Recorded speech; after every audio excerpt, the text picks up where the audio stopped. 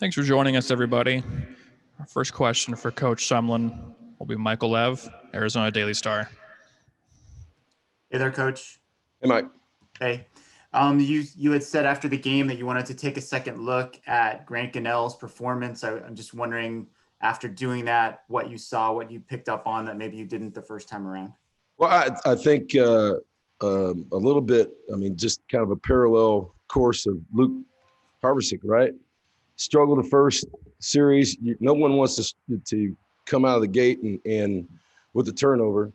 That was a two-way street. He clutched the ball on a double move route, right, in or out, and it's really an option type route. So little anticipation, not on the same page with Jamari the first series, but to come back and play the way he played, I thought, he put us in a position to have a chance to win, just like Lucas on missing the first field goal, right? So the first game of the year, guys came out and didn't have the kind of success that we wanted to do. We wanted as a team, but I think the good part is that mentally and physically, both those guys rebounded and put us in position to have a chance to win at the end of the game. Sure. You guys started Rourke Freeberg at that Sam linebacker position. What are you looking for from that spot in the defense, and how does he fit that mold? Well, I think people were reasonably surprised. Rourke he works his tail off. Has been primarily a 3 or 4 core special teams player since we've been here. Really kind of an unsung guy, and now, with where we are and what he's doing at that outside linebacker position, putting an edge on the defense, made some negative yardage plays Saturday. He's not as big as you want, but he's been a tough guy since we've been here. He's one of those guys that has been a great scout team player, and really, has made a name for himself on special teams, but has, playing 40, 50 snaps out there Saturday. I think, he showed that he's a Division I football player because of the plays that he made, because the edges that he set. Didn't do it all the time, but that's football, right? And they schemed it. And got some bigger people over there on him, but he still held up. And he for the most part, he also played winning football for his position, for a guy that's his first start and starting against USC. Next question, David Kelly, KVOA. Coach, I know you talked a little bit Saturday night about just the philosophy on those last 2 drives defensively in terms of your personnel numbers, but I was wondering philosophically why it was better to play that softer coverage in dealing with that situation versus just being aggressive regardless of who you've got on the field available to you. Yeah, well, you have to cover them, David, and we ran out of people in the back, right? So if you can get there, you can get there. Otherwise, it'd have been quicker. They'd have been down the field quicker, right? So, the philosophically, what we were doing throughout the game was working, right? Switching it up, blitzing on certain downs, but playing coverage and making the quarterback throw the ball and making him be accurate. So, philosophically in that situation, it really wasn't much different than the rest of the game until you got inside the 10 yard line like they did when we did bring the house on Keaton. So the ball starts out there and you're down DBs, you're down corners, you're down safeties, nickel, we're trying to play with 5 or 6 DBs and they weren't available. So you become concerned. And make them earn it, and they did. They got it. And ideally, how many touches would you like for Jamari to have per game? Yeah, I think it's all of our receivers. I think when Gary's going, when Wiley's going, That's different. It really depends a little bit on the defense. We'd like to have Jamari touch it. We want Booby Curry to touch it more than he touched it Saturday, to be honest with you. So, all our guys are on a perimeter. There's only one football. But, when you're talking about 5 or 6 a piece, I think, Booby's a guy that can touch it more, obviously. You've seen what Tavion can do as a deep threat and as a kickoff return guy, so he's touching it with kickoff returns and everything else. But, Jamari has that opportunity to touch it. All those guys want the ball. Believe me, every one of those guys think they can be effective, and we think they can be effective. But, we've got some other players out there too. So it's not we're not in that he's got to touch the ball this many times piece before the game. You have to see how the game plays out, and we wanted Michael Wiley to get some more runs in the game. But Gary was going great, and he was healthy, and he wanted to go. So that's part of it as well. Next question, Jacob Minuti, Daily Wildcat. How do you think your run defense matches up against Washington's run game? Because, they ran all over Oregon State last week. So is run defense an emphasis heading into this week? It's been an emphasis since we made the defensive change, right? And I think it was apparent that, Saturday that we're better Saturday. It's going to be a challenge this week because this is one of the top run offenses in our league. They get, they're under center probably 80% of the time. I don't have my statistics in front of me, but it's right at 80%. Two backs with one tight end that moves into a fullback position, some old school football, some I formation, some offset I, 13 personnel, which is 3 tight ends, and they're going to run it. They got 3 running backs that a little bit like last week. They got 3 running backs that present some issues. So and really depending on like the weather was last Saturday, that's kind of their MO right now because Coach Lake Jimmy's done a really good job. They've always been good on defense. They're one of the top defensive teams in our league. So, running in a field position game becomes important. So, obviously we've worked at and emphasized our run defense. And I think we were better. We gave up some big plays in the second half with some of the run fits from the safeties with the change of personnel. But, that's going to be a big deal. It's going to be a big deal this weekend. And not just the run, but the play action that comes off of it to make sure that there's eye discipline in the back. Next question, we'll go back to Michael Lev. Coach, I was hoping you could take us through your thought process on a couple of 4th down decisions. The first one was in the second quarter. You had 4th and 2 at the USC 6-yard line, went for the field goal, and then another 4th and 2 in the fourth quarter from the 33. Yeah, well, it was longer than 4th and 2 from the 6, right? It was closer to 3. And at that point, with where the game was, there's a big difference between 4th and 2 and 4th and almost 3, right? And so the field goal made sense there. Coming down the field, we'd already gone for. You didn't ask me about going for it on 4th and 1 from our side, which we made on the quarterback sneak, right? In that same series to get to where we were.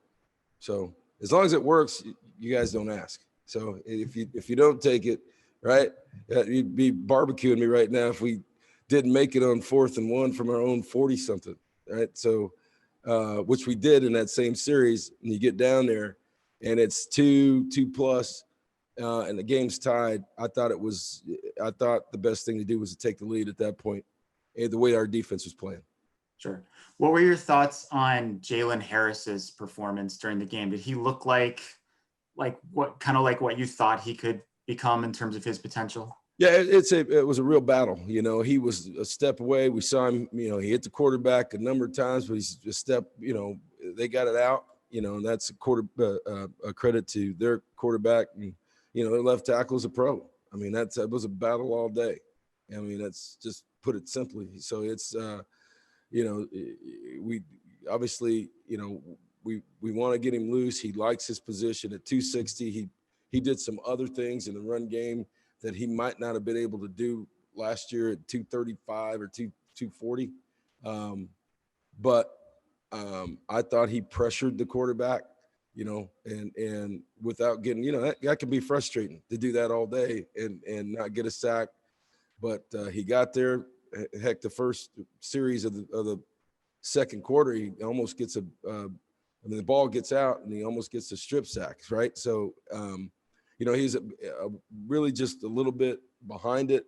But as I said, I think a lot of that, the quarterback got rid of it, and the guy he's playing against was, you know, it might not be the first guy taken as a left tackle, but it won't take long to call his name, put it that way, because he's a good player, and there's some things that I think Jalen learned and continues to get better and continues to carry that 260, 258 that are that's helping us, particularly in the run game.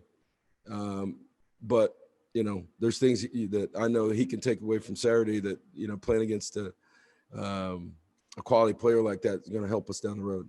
Sure. One more real quick, if I can. I know you don't like to talk about injuries, but I'm duty bound to ask about some guys who didn't play the other day. Do you expect Brian Castile, Drew Dixon, and/or Dylan Miller to be able to play against Washington? I would say that, you know, I know that Drew and BJ will be playing this weekend. Dylan still is questionable. Thank you. Next question, Justin Spears, Arizona Daily Star. Coach, you were talking about, you know, how Washington likes to run the ball. Roy Lopez and Aaron Blackwell, they looked pretty impressive in the first game. How important are those guys going to be this week, and what did you take away from their game this past weekend?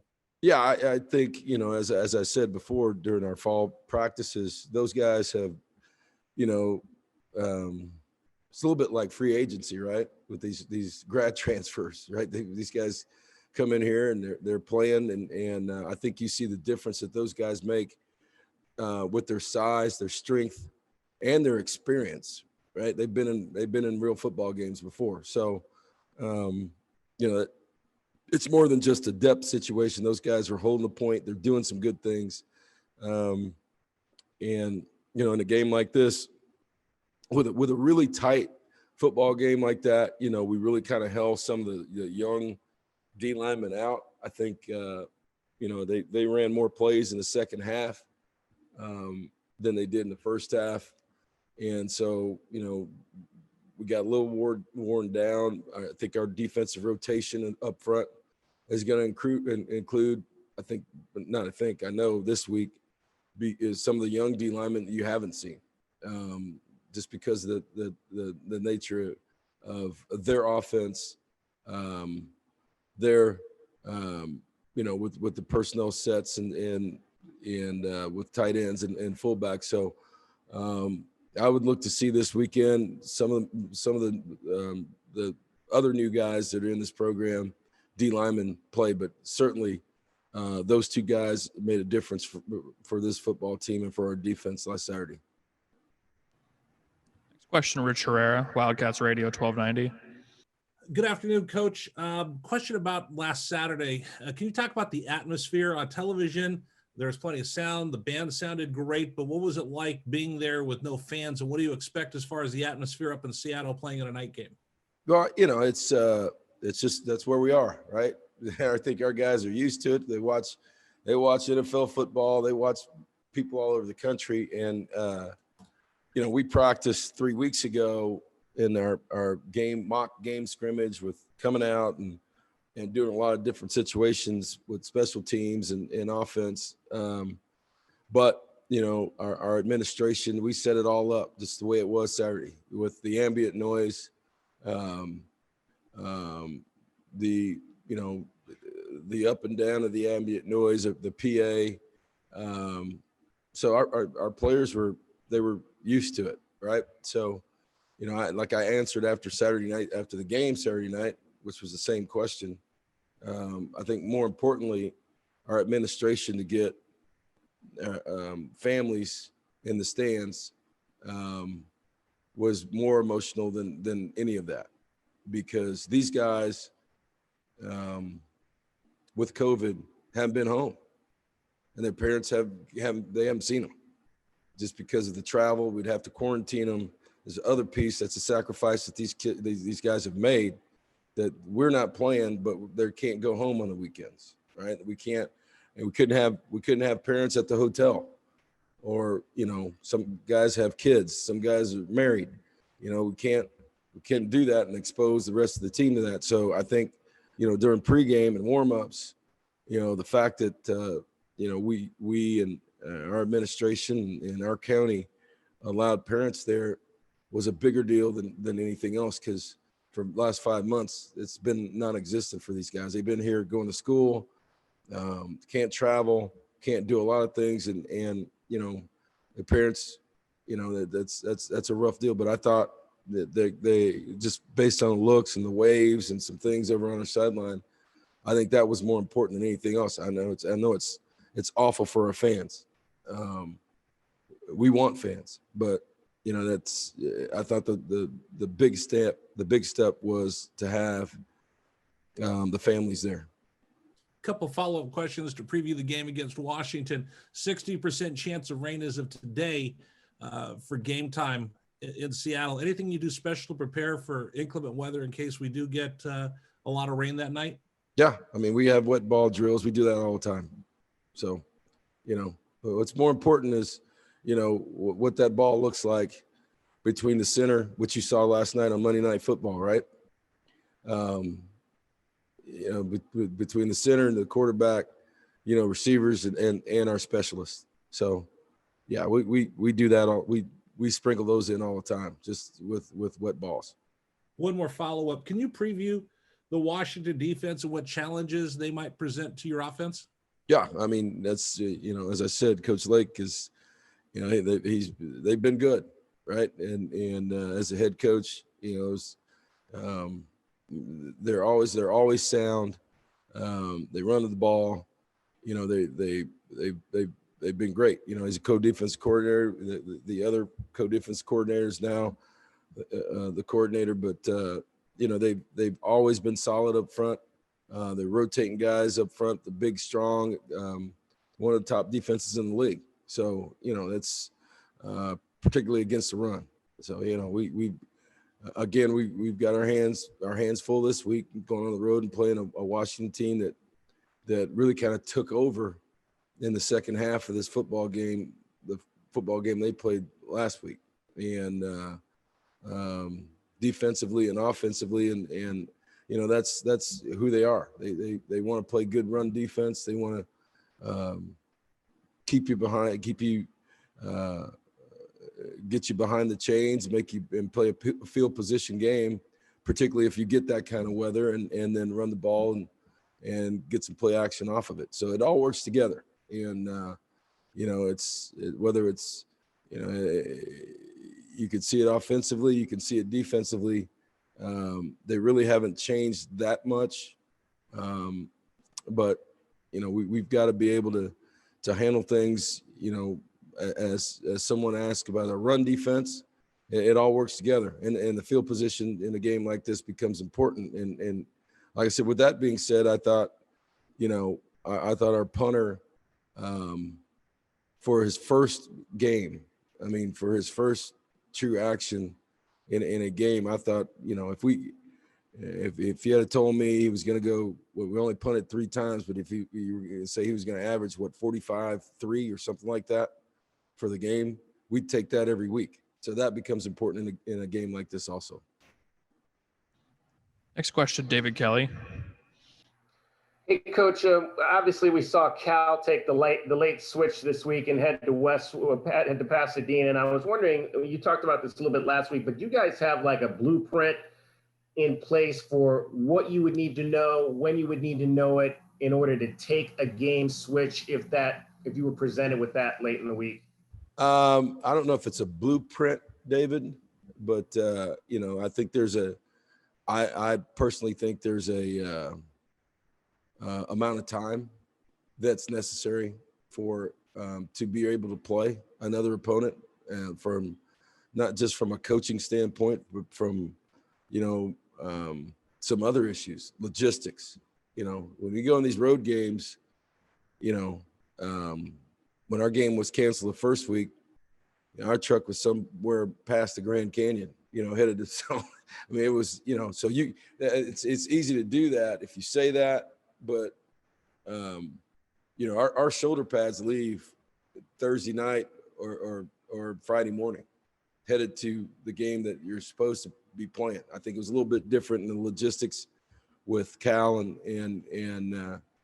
UCLA this weekend, but when you're talking about for us, the two biggest travel pieces, the longest are Seattle and Salt Lake City. So we got stuff on a truck Thursday night, and it's not just the game, but it's the equipment. It's a lot of different logistics, finding hotel rooms, changing the plane. What are you going to eat? Are you going to feed these guys? So it's probably a little different between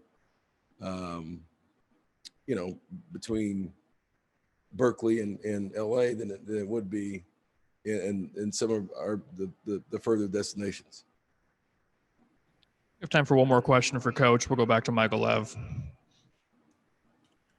To David's question, do you have anyone on staff who is preparing alternate game plans or is kind of at the ready to do that? I know it's kind of hard because you don't necessarily know who that alternate opponent would be. Well, I can say this, that we have, our guys are working around the clock right now, particularly analysts and GAs, because they're working a week ahead on the next opponent. But we actually have discussed, just like every scenario with COVID, we have a play calling plan on both sides, on defense and offense, and special teams. We have, to your point, our guys are breaking down every game from last weekend, right? So and getting it in our software, so we have that data if something happens. So in a weekend like last weekend, you're down a game or two, right, or the last couple of weeks, but those guys are working on not just next week's opponent, which they would be working on this week, but they're working on every opponent on our schedule, really between now and Wednesday for their breakdowns, their percentages, what they look like, just so if something like that happens, which is not the optimum thing, but if it's something that we have to do to play in the right amount of time, we would have that information. And you mentioned Tyler Loop performing well in his debut as a true freshman. Another true freshman, Majon Wright, had one pass come his way, came in a really important situation. It was kind of a high degree of difficulty.